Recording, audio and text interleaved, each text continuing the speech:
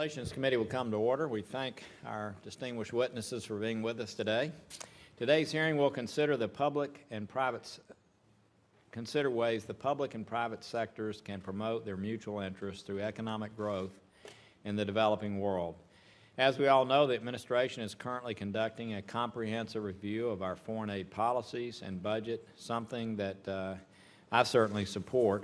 We talked a little bit about this prior to the meeting.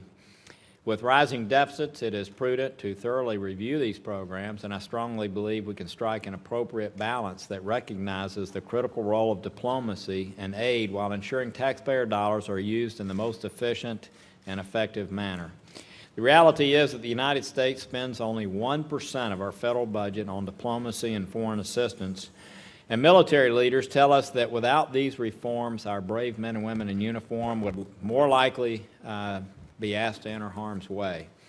Still, in comparison to other countries, we are a very generous donor of foreign aid, and it's clear that official development assistance alone will not achieve the development goals we seek. Looking to the free market provides an opportunity for us to be more effective in fostering sustainability and will diminish the need for our assistance over time. Now more than ever, the private sector is playing an increasingly prominent role in the growth of developing and emerging economies.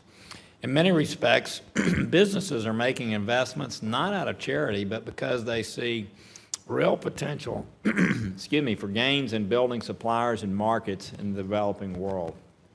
As a result, private sector interest in returns on investment is intersecting with long-standing public sector interest in promoting economic growth and development in the world's poorest countries. For example, the Organization of Economic Cooperation and Development, the OECD, has estimated that with full implementation of the World Trade Organization Facilitation Agreement, developing and developed countries could reduce global trade costs by as much as 15%. Not only does that help developing countries attract investment, grow their economies, create jobs, and trade with the world, it also helps U.S. businesses export to these developing countries and build their supply chains. Therefore, we must look for appropriate ways to leverage shared private sector and public sector interests in eliminating unnecessary barriers to trade and investment, promoting business environments that will attract investment. Our witnesses today will provide examples of how their company's pursuit of business opportunities has intersected with public sector development objectives. I hope we'll hear about both the opportunities as well as the challenges of partnering with the U.S. government on development so we can fully realize the potential of private sector engagement.